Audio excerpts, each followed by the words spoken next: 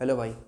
इस वीडियो में electrostatic potential energy के बारे में डिस्कस करेंगे कि इलेक्ट्रोस्टैटिक पोटेंशियल एनर्जी क्या होता है और उसका पूरा का पूरा डेरिवेशन करेंगे। आपके सामने एक रिजल्ट लेके आएंगे। पहले आप कुछ चीज़ समझिए। पहले इलेक्ट्रोस्टैटिक समझ रहे हो, इलेक्ट्रोस्टैटिक फोर्स समझते हो। कोई भी चार्ज, एक चार्ज Q1 है, एक चार्ज Q2 है, तो दो चार्ज के बीच में जो फोर्स लगता है उसको इलेक्ट्रोस्टैटिक फोर्स कहते हैं। किसी भी दो चार्ज के बीच में लगने वाला फोर्स इलेक्ट्रोस्टैटिक फोर्स कहलाता है। ये जो इलेक्ट्रोस्टैटिक फोर्स होता है, ये इलेक्ट्रोस्टैटिक फोर्स एक कंजर्वेटिव फोर्स है। क्लास 11th में आपने कंजर्वेटिव फोर्स के बारे में पढ़ा होगा कि सर किसको कंजर्वेटिव फोर्स कहते हैं। वो सभी फोर्सेस जिनका वर्क इनिशियल पॉइंट और फाइनल पॉइंट पर डिपेंड करता है लेकिन पाथ फॉलोड पर डिपेंड नहीं करता, वो कंजर्वेटिव फोर्स कहलाता है। वो सभी फोर्स जिसका जो वर्क होगा वो इनिशियल पॉइंट और फाइनल पॉइंट पर डिपेंड करेगा पर पाथ फॉलोड पर डिपेंड नहीं करेगा, वो कंजर्वेटिव फोर्स कहलाता है। तो electrostatic force is also conservative force. Class 11th याद करिए, क्लास 11th में आपने ग्रेविटेशनल फोर्स पढ़ा था, वो एक कंजर्वेटिव फोर्स था। स्प्रिंग फोर्स पढ़ा था आपने, वो कंजर्वेटिव फोर्स था। इलास्टिक फोर्स पढ़ा था आपने, वो कंजर्वेटिव फोर्स था। इसी प्रकार से इलेक्ट्रोस्टैटिक फोर्स, दो चार्ज के बीच में लगने वाला जो इलेक्ट्रोस्टैटिक फोर्स है, ये इलेक्ट्रोस्टैटिक फोर्स भी कंजर्वेटिव फोर्स होता है। और अगर कोई फोर्स कंजर्वेटिव है तो कंजर्वेटिव फोर्स के लिए हमेशा पोटेंशियल एनर्जी डिफाइन होती है। 11th में तुमने ग्रेविटेशनल पोटेंशियल एनर्जी डिफाइन किया, 11th में तुमने स्प्रिंग पोटेंशियल एनर्जी डिफाइन किया, 11th में ही तुमने इलास्टिक पोटेंशियल एनर्जी डिफाइन किया और यहाँ तुम इलेक्ट्रोस्टैटिक पोटेंशियल एनर्जी डिफाइन कर रहे हो। इसका मतलब कि सर जो भी कंजर्वेटिव फोर्स होगा उन सभी कंजर्वेटिव फोर्स के लिए पोटेंशियल एनर्जी को डिफाइन किया जाएगा। इसी वजह से यहाँ पर इलेक्ट्रोस्टैटिक पोटेंशियल एनर्जी हम पढ़ रहे हैं। समझ गया? इलेक्ट्रोस्टैटिक फोर्स समझ में आ गया। दो चार्ज के बीच में लगने वाला फोर्स इलेक्ट्रोस्टैटिक फोर्स कहलाएगा। Electrostatic force is a conservative force, that's why we are defining electrostatic potential energy. Clear है ना? तो थोड़ी सी बात पोटेंशियल एनर्जी पे करते हैं कि भाई पोटेंशियल एनर्जी का मतलब क्या होता है। तुम समझना, पोटेंशियल एनर्जी का मतलब क्या होता है कि कोई भी एक सिस्टम बना रहे हैं। फॉर एग्जाम्पल मास के टर्म में आपको एक बार समझाएं थोड़ा सा 30 सेकंड्स में। मान लेते हैं कि ये कुछ मासेस रखे हुए हैं, ये मास M1 हो गया, M2 हो गया, M3 हो गया, इन्फिनिटी पर कुछ मास रखे हैं मान लो। पोटेंशियल एनर्जी समझाना चाह रहे हैं आपको, सुनिएगा, उसी से इसको रिलेट कर लिया जाएगा। ठीक है सर जी। सर यहाँ पे इन्फिनिटी पर M1, M2, M3 मास रख रहे हैं। अब इन्फिनिटी से हम एक मास M1 लेके आए, इन्फिनिटी से फिर हम दूसरा मास M2 लेके आए और इन्फिनिटी से हम एक तीसरा मास M3 लेके आए और एक इस तरह का सिस्टम कंस्ट्रक्ट कर दिया।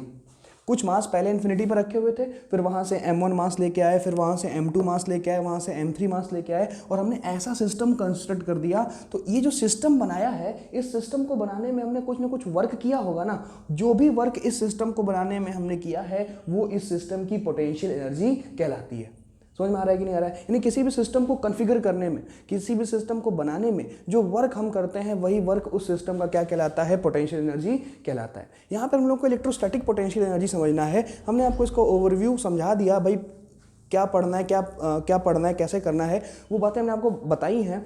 इसका डेरिवेशन हम लोग करेंगे। तुम्हें टॉपिक तो समझ में आ गया होगा कि सर इलेक्ट्रोस्टैटिक फोर्स की बात हो रही है और क्योंकि electrostatic force is a conservative force, that's why we are defining potential energy. और हमने आपको पोटेंशियल एनर्जी पे भी यहाँ समझा दिया कि किसी भी सिस्टम को कॉन्फ़िगर करने में, बनाने में जो वर्क हम करते हैं वही वर्क उस सिस्टम का क्या कहलाता है? पोटेंशियल एनर्जी कहलाता है। ठीक है ना? अटेंटिव रहिएगा, आने वाले 10 मिनट के लिए एकदम अटेंटिव रहिएगा। जैसे मान लेते हैं कि यहाँ पर एक Q1 चार्ज है भैया, इस Q1 चार्ज पे यार मैंने फिक्स कर दिया, फिक्स्ड है ये। ठीक है, मान सकते हैं कि सर यहाँ पर Q1 चार्ज है, Q1 चार्ज फिक्स्ड है। इससे कुछ दूरी पर एक Q2 चार्ज रखा हुआ है, इससे कुछ दूरी पर एक Q2 चार्ज रखा हुआ है और मान लेते हैं कि ये मेरा इनिशियल का, अच्छा कितने डिस्टेंस पर रखा है? तो मान लिया मैंने ये सर ये R1 डिस्टेंस पर रखा हुआ है। मान सकते हैं कि सर Q1 Q2 दो चार्ज रखा हुआ है, कितने दूरी पर रखा हुआ है? R1 पर। Q1 is fixed but Q2 is not fixed. Q1 fixed है पर Q2 फिक्स्ड नहीं है। ये देखो ये इनिशियल कंडीशन हो गया क्या? तुम एक बात बताओ, Q1 और Q2 के बीच में तो इलेक्ट्रोस्टैटिक फोर्स लगेगा, बिल्कुल लगेगा। जब Q1 और Q2 के बीच में इलेक्ट्रोस्टैटिक फोर्स लगेगा तो बताओ Q2 पर किधर की तरफ फोर्स लगेगा? Q2 पर अट्रैक्टिव फोर्स लगेगा कि रिपल्सिव, जो कि दोनों चार्जेस का नेचर सेम ही है, दोनों कुछ नहीं लिखा है तो प्लस ही मान लेते हैं। क्या Q2 पे इधर की तरफ फोर्स लगेगा क्या? यानी कि सर इनिशियली दोनों इस तरह से रखे हैं पर Q2 पे फोर्स लगेगा और कुछ देर के बाद Q2 हम मान लिए यहाँ कहीं पहुँच गया, जो अब कितने दूरी पे चला गया? अब वो R2 डिस्टेंस पे चला गया, अभी मान लेते हैं। सही सर जी। तुम समझो इस बात को, जरा कंफ्यूज मत करना कि सर ये जो भी आपने सेटअप बनाया था ये इनिशियल है, ये इनिशियल था। इनिशियली चार्ज कितने दूरी पर रखे हुए हैं? इनिशियली चार्ज R1 दूरी पर रखा हुआ है और ये जो सेटअप हमारे सामने दिख रहा है Q1 से Q2, अब फाइनली कुछ ऐसा बन गया। देखो ये सिर्फ समझाने के लिए बना रहा है आपको, समझिएगा। ये जो ब्लैक वाला आपको दिख रहा है ये कैसा है आपको? सर फाइनल है। ये सर ये Q1 Q2 इनिशियली, देखिए ये ब्लू वाला गोला देखो, ये इनिशियली यहाँ पर रखा हुआ था और जब थोड़ी देर बाद मतलब कि इनिशियली Q1 Q2 ऐसा रखा था, Q2 पर रिपल्सिव फोर्स लगा, Q2 यहाँ से यहाँ पहुँच गया, तो ये तुम्हारा क्या हो गया सर, ये फाइनल सिस्टम हो गया। इनिशियली सिस्टम मेरा Q1 Q2 चार्ज का सिस्टम R1 डिस्टेंस पे था, फाइनली Q1 Q2 चार्ज का सिस्टम कितने दूरी पे है, R2 दूरी पे है। सही है क्या? तो देखो ये इसका इनिशियल पॉइंट हो गया, शुरू में यहाँ था, और ये इसका क्या हो गया, फाइनल पॉइंट हो गया। अब इन दोनों के बीच में एक जनरल पॉइंट ले लेते हैं, ठीक बात है ना? इन दोनों से आप कंफ्यूज तो नहीं करेंगे? मिटा दूं क्या मैं इसको? मिटा दूं, कंफ्यूजन हो तो मिटा दूं, मैं इसको हटा देते हैं, ठीक है ना? तुम समझ गए होगे कि कैसे मैंने इनिशियल फाइनल लिया, तो इसको हटा देते हैं अब, जस्ट अ मिनट, हटा दिया मैंने इसको, ठीक है ना? अब इसके बीच में एक मान लेते हैं कि सर ये Q2 का इंटरमीडिएट पोजीशन है। इंटरमीडिएट समझते हो? इंटरमीडिएट का मतलब हो गया कि इनिशियल और फाइनल के बीच में इंटरमीडिएट हो गया कि सर यहाँ पर ये इनिशियली यहाँ पर था, शुरू का सिस्टम ये था, फाइनली जब इस पर फोर्स लगा, इलेक्ट्रोस्टैटिक फोर्स ऑफ रिपल्सन लगा, तो यहाँ चला गया, और उसके बीच में ये Q2 चार्ज का इंटरमीडिएट पोजीशन है, बीचों बीच, इनिशियल फाइनल के बीच का इंटरमीडिएट। कि सर ये जो लिखा है आपने, ये लिखा है इंटरमीडिएट पोजीशन। सर इंटरमीडिएट मान लेते हैं ये इंटरमीडिएट पोजीशन कितने दूरी पे है, तो सर यहाँ से ये x डिस्टेंस पर है। ये सर मान लिया कि जो सर इंटरमीडिएट पोजीशन है, एक सेकेंड थोड़ा सही कर लें, कि अब जो बीचों बीच हमने बीच में कोई एक बीचों इनिशियल फाइनल के बीच में जो एक पोजीशन माना है, वो वहाँ पर चार्ज कितने दूरी पर रखा हुआ है, तो सर वहाँ पर चार्ज Q2 दूरी पर रखा हुआ है। तो एक बात बताओ, क्या यहाँ पर भी फोर्स इधर की तरफ लगेगा? बिल्कुल लगेगा। इंटरमीडिएट पोजीशन रिपल्सिव फोर्स तो लगेगा ना सर, रिपल्सिव फोर्स जिस चार्ज को इधर ढकेलेगा, ठीक है ना? अब इसके वजह से मान लेते हैं कि Q2 चार्ज, इसके वजह से मान लेते हैं कि Q2 चार्ज कितना डिस्प्लेस हो गया, dx डिस्प्लेस हो गया। इसके वजह से मान लेते हैं कि Q2 चार्ज कितना डिस्प्लेस हो गया, तो एक सेकंड तो सही करें डायग्राम हम, ये Q2 यहाँ लिख देते हैं कि सर इसके वजह से हम, इस फोर्स के वजह से मान लेते हैं हम कि Q2 चार्ज कितना डिस्प्लेस हो गया, dx डिस्प्लेस हो गया। आप इतनी बात समझ पा रहे हैं कि नहीं पा रहे? समझ लो, इसको लिखना पड़ेगा क्या, समझना, देखो कि initially Q1 and Q2 are, मतलब जो इनिशियली Q1 और Q2 है वो कितनी डिस्टेंस पे है, R1 पे, R at R1 distance, and finally Q1 and Q2 are at कितने डिस्टेंस पे है, R2 डिस्टेंस पे है। और इनिशियल और फाइनल के बीच में एक इंटरमीडिएट चुन लिया कि Q2 चार्ज जब यहाँ पे रहा होगा तो उसकी पढ़ाई कर रहे हैं, जब Q2 चार्ज यहाँ पर रहा होगा तो रिपल्सिव फोर्स इधर की तरफ लग रहा होगा, उस फोर्स के वजह से Q2 चार्ज कितना डिस्टेंस ट्रेवल कर गया, dx डिस्टेंस ट्रेवल कर गया, बस इतना। ये डायग्राम अगर समझ में आ गया तो डेरिवेशन तो बहुत ही सिंपल है, फटाक से हो जाएगा। क्लियर हुआ सर? फिर एक बार बता दें, एक लास्ट बार फिर बता दें, Q1 Q2 चार्ज इनिशियली देखो यहाँ पर रखा हुआ था, ऐसे इनिशियली रखा हुआ था, Q1 इज फिक्स्ड, जब हम अब उसके बाद Q2 पर इलेक्ट्रोस्टैटिक फोर्स लगेगा, ये इसका इनिशियल पोजीशन हो गया, Q2 पर इलेक्ट्रोस्टैटिक फोर्स ऑफ रिपल्सन लगेगा, Q2 यहाँ चला जाएगा, तो फाइनली ये सिस्टम ऐसे बन गया।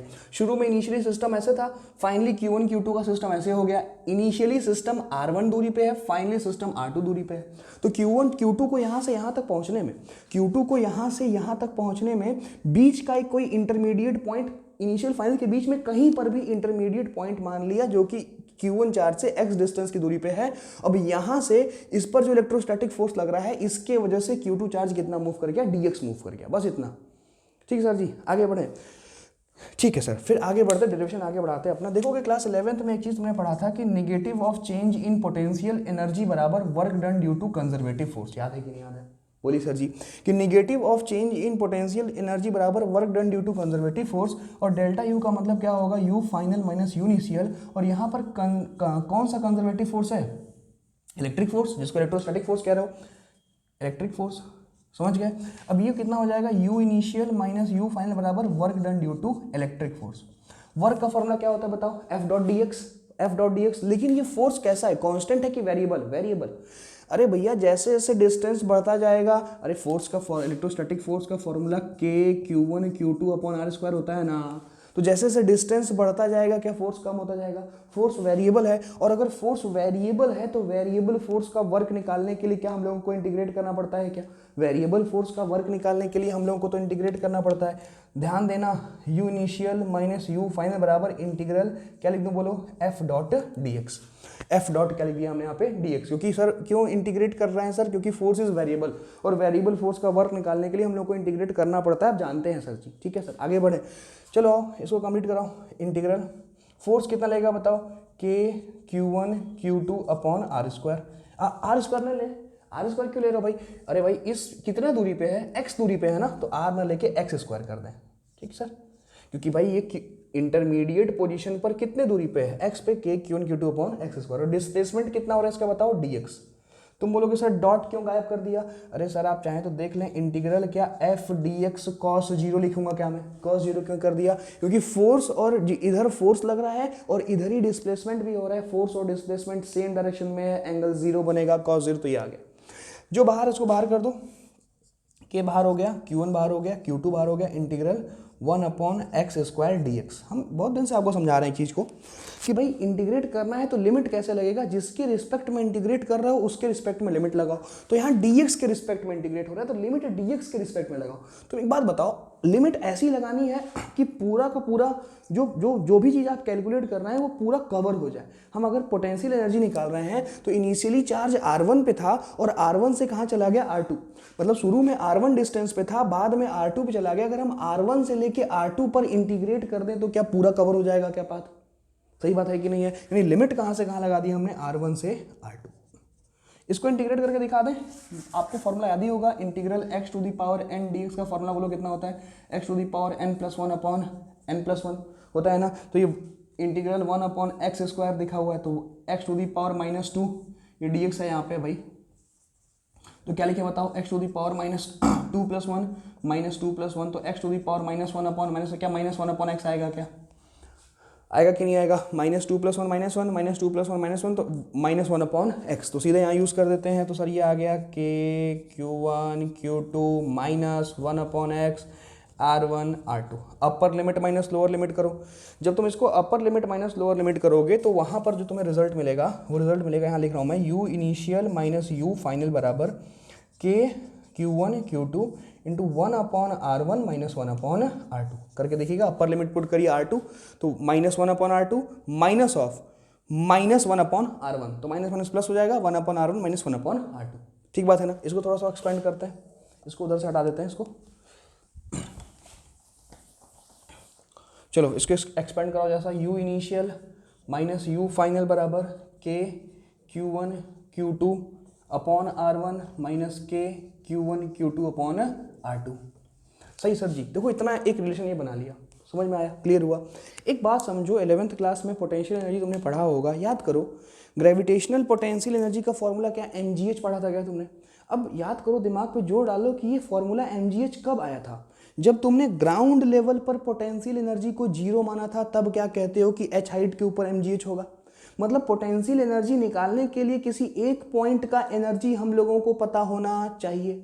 जब कभी भी एक पॉइंट का पोटेंशियल एनर्जी हम लोगों को पता होता है तभी क्या उसके रिस्पेक्ट में हम पोटेंशियल एनर्जी बता पाते हैं। जब हम ये मानते हैं कि ग्राउंड का पोटेंशियल एनर्जी 0 होगा तब हम ये कहते हैं कि h हाइट के ऊपर mgh होगा। अगर मान लो कभी ऐसा मानना पड़ गया कि ग्राउंड लेवल पर mgh होगा तो h हाइट पर कितना हो जाएगा, ग्राउंड पर पहले से mgh है, mgh h हाइट का mgh मतलब क्या 2 mgh हो जाएगा क्या। एक चीज़ समझिए कि पोटेंशियल एनर्जी तभी डिफाइन हो पाएगी, तभी आप पोटेंशियल एनर्जी निकाल पाएंगे जब किसी एक रेफरेंस पॉइंट का पोटेंशियल एनर्जी तुमको पता हो। जब कभी भी एक रेफरेंस पॉइंट का पोटेंशियल एनर्जी हमको पता होता है तभी हम पोटेंशियल एनर्जी को डिफाइन कर पाएंगे, अनलेस कर नहीं पाएंगे। तो रेफरेंस पॉइंट का पोटेंशियल एनर्जी हमको पता होना चाहिए, मतलब एक ऐसा पॉइंट होना चाहिए जहां का पीई हमको पता हो। तो अब हम असल में यहाँ पे क्या करेंगे, तुम सुनना समझना कि अब यहाँ पे हम क्या करेंगे, यहाँ पर हम मान रहे हैं, ये हम नहीं मान रहे, सब लोग यूनिवर्सली एक्सेप्टेड है, ये माना गया कि इन्फिनिटी पर पोटेंशियल एनर्जी कितना हो जाएगा, 0। ठीक बात है ना, माना गया, लेट किया गया, माना गया, समझिएगा देखिएगा कि माना गया कि जब R2 टेंड्स टू इन्फिनिटी हो जाए, मतलब चार्ज कहाँ चला गया, R2 के बजाय इन्फिनिटी चला गया, ठीक है ना, R2 कहाँ के बजाय कहाँ चला गया, इन्फिनिटी। अगर चार्ज मतलब कि चार्ज अगर इन्फिनिटी तो चला जाएगा तो इन्फिनिटी पर जो पोटेंशियल एनर्जी एट इन्फिनिटी होगा वो कितना होगा, 0। ठीक बात है ना। अगर R2 टेंड्स टू इन्फिनिटी हो जाएगा तो U एट इन्फिनिटी किसके बराबर होगा, 0 के बराबर। ये माना गया। ये क्यों ऐसा मानना पड़ा, ये ऐसा इसलिए मानना पड़ा कि पोटेंशियल एनर्जी तभी निकाल पाएंगे जब एक रेफरेंस पॉइंट का पोटेंशियल एनर्जी हमको पता हो।